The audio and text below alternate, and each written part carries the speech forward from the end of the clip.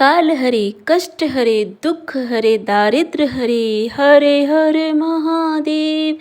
आप सभी को सावन मास के अंतिम मंगलवार की हार्दिक शुभकामनाएं। सावन मास का अंतिम मंगलवार, सावन मास के प्रत्येक मंगलवार को मंगला गौरी की व्रत रखा जाता है और कथा सुनी जाती है। तो आज सावन मास के अंतिम मंगलवार के दिन हम सुनेंगे मंगला गौरी की व्रत कथा। अगर आपको व्रत कथा अच्छी लगे तो वीडियो को लाइक और हमें फॉलो ज़रूर करें। कमेंट बॉक्स में हर हर महादेव लिखना बिल्कुल ना भूलें। चलिए सब मिलकर प्रेम से सुनते हैं मंगला गौरी की व्रत कथा। और सबसे पहले जयकारा लगा लेते हैं, मंगला गौरी माता की जय। पौराणिक कथा के अनुसार एक बार की बात है कि एक छोटे से गांव में एक साहूकार अपनी पत्नी के साथ रहा करता था। साहूकार बड़ा धनवान था। उसके घर में धन या सुख समृद्धि की कोई भी कमी नहीं थी, लेकिन फिर भी वह उसकी पत्नी संतान न होने के कारण बहुत दुखी रहा करते थे। संतान की कमी उन्हें हमेशा कचोटती रहती थी। एक दिन की बात है कि उस साहूकार के घर में एक साधु महाराज आए। साहूकार ने उनका खूब आदर सत्कार किया और उन्हें अपनी समस्या, अपने दुख के बारे में बताया। साधु महात्मा ने साहूकार की पत्नी को सावन महीने में मंगलवार का व्रत किए जाने वाली मंगला गौरी व्रत की कथा कही, सलाह दी। साथ में पूजा विधि के बारे में भी संपूर्ण जानकारी दी, कथा का वर्णन किया। इसके बाद साहूकार की पत्नी ने सावन के महीने पहले मंगलवार से मंगला गौरी का व्रत रखना प्रारंभ कर दिया, पूजन शुरू कर दी। अब हर मंगलवार को विधि पूर्वक व्रत, पूजा पाठ, कथा का पाठ किया करती। इस प्रकार कई महीनों तक उसने व्रत किया। एक दिन उसकी भक्ति से प्रसन्न होकर के माता पार्वती ने भगवान शिव से साहूकार और उसकी पत्नी को संतान प्राप्ति का वरदान देने के लिए कहा। साहूकार को उसी रात सपने में एक दिव्य शक्ति ने दर्शन देकर के कहा कि हे साहूकार, एक आम के पेड़ के नीचे भगवान गणेश जी की मूर्ति विराजमान है। तुम उस पेड़ के आम तोड़कर अपनी पत्नी को खिला देना, इससे तुम्हें संतान की प्राप्ति होगी। और साहूकार ने अगले दिन सुबह उठ करके अपनी पत्नी को सपने की बात बताई और वह उस आम के पेड़ को ढूंढने के लिए निकल पड़ा। बहुत देर तक ढूंढने के बाद आखिरकार साहूकार को वह आम का पेड़ मिल गया। वहाँ पर भगवान गणेश जी की मूर्ति विराजमान थी। उसने आम तोड़ने के लिए उस पेड़ पर बहुत सारे पत्थर मारना शुरू कर दिया। पत्थर फेंकने से आम तो कर नीचे गिर गया, लेकिन गलती से पत्थर जाकर के भगवान श्री गणेश जी की प्रतिमा को लग गया। इससे भगवान श्री गणेश जी क्रोधित हो गए और उन्होंने प्रकट होकर के साहूकार को श्राप देते हुए कहा कि हे मूर्ख मनुष्य, तूने अपने स्वार्थ के कारण मुझे चोट पहुँचाई है। तुझे माँ पार्वती की कृपा से पुत्र प्राप्ति तो होगी, लेकिन 21 वर्ष की आयु में ही वह मृत हो जाएगा। यह सुनकर के साहूकार बहुत घबरा गया और वापस आकर के चला आया। वह अपने फल अपनी पत्नी को दिया और लेकिन किसी को भी इस घटना के बारे में नहीं बताया। कुछ दिन बाद भगवान शिव और माता पार्वती के आशीर्वाद से साहूकार और उसकी पत्नी को पुत्र रत्न की प्राप्ति हुई, जिससे उन दोनों के जीवन में खुशियाँ का ठिकाना नहीं था। लेकिन साथ ही साहूकार इस बात से भी बड़ा चिंतित था कि उसका पुत्र अल्पायु होगा। देखते ही देखते समय बीतने लगा और वह बालक 20 वर्ष का हो गया और व्यापार में अपने पिता का हाथ बटाने लगा। एक दिन घर लौटते समय साहूकार एक पेड़ की छांव में तालाब किनारे बैठ करके अपने पुत्र के साथ भोजन ग्रहण कर रहा था। तभी वहाँ पर कमला और मंगला नामक दो कन्याएं कपड़े धोने के लिए आई और कपड़े धोते हुए आपस में बात करने लगी। कमला ने मंगला से कहा कि बहन, मैंने इस सावन में प्रत्येक मंगलवार को मंगला गौरी व्रत रखने का निश्चय किया है। तुम भी माँ पार्वती को समर्पित यह व्रत अवश्य करना। इससे माता पार्वती प्रसन्न होती हैं और उनकी कृपा दृष्टि भी अपने भक्तों पर बनी रहती है। इस व्रत को करने से मनोवांछित वर और अखंड सौभाग्य की प्राप्ति होती है। कमला की यह बात सुनकर के मंगला भी इस व्रत को करने के लिए तैयार हो गई। दूसरी ओर साहूकार ने उन दोनों कन्याओं के बीच में जो बात थी वह पूरी सुन ली और अपने मन में यह सोचा कि यह कन्या मंगला गौरी व्रत करती है, इससे इसे अखंड सौभाग्य की प्राप्ति होगी, तब तो यह मेरे पुत्र के लिए योग्य वधु साबित होगी। ऐसा सोच करके वह उन दोनों के विवाह का प्रस्ताव कन्या के पिता के पास लेकर के गए। साहूकार के गांव में प्रतिष्ठा और मान सम्मान होने के कारण कमला के पिता अपनी पुत्री का विवाह साहूकार के लड़की से करवा देते हैं। विवाह के बाद भी कमला विधि पूर्वक मंगला गौरी का व्रत रखना जारी रखती है। इससे उसकी भक्ति से प्रसन्न होकर के एक दिन माता पार्वती उनसे स्वप्न में दर्शन देती हैं और कहती हैं कि बेटी, मैं तुम्हारी भक्ति से अत्यंत ही प्रसन्न हूँ। इसलिए तुम्हें अखंड सौभाग्य का वरदान देती हूँ। लेकिन तुम्हारा पति अल्पायु है, इसलिए अगले महीने मंगलवार के दिन एक सांप तुम्हारे पति के प्राण लेने के लिए आएगा।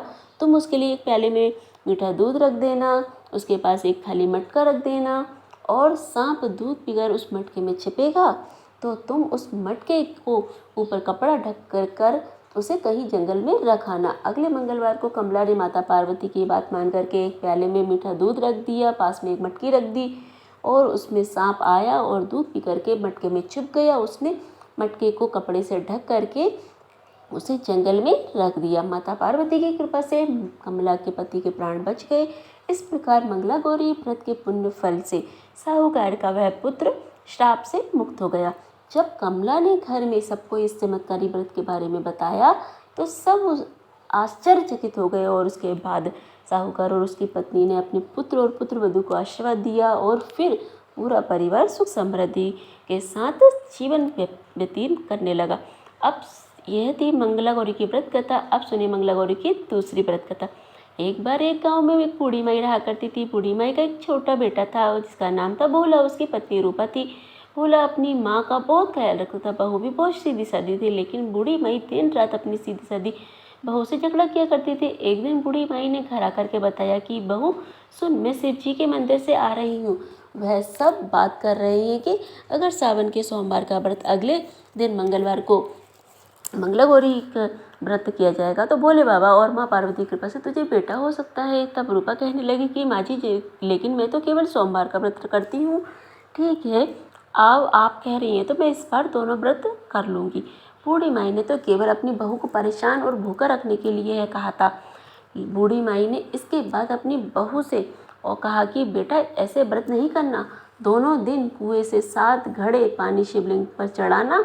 और रूपा ने यह सुना तो परेशान रह गई। कहने लगी कि माँ, मैंने यह सब बात करते किसी को नहीं देखा। बूढ़ी माई को गुस्सा आ गया। कहने लगी कि क्या मैं झूठ बोल रही हूँ? यह तो केवल संतान प्राप्ति का उपाय है जो तुझे ही करना पड़ेगा। सास की बात सुन करके रूपा चुप हो गई, क्योंकि वह उसके लिए और क्या करना बाकी ही नहीं था।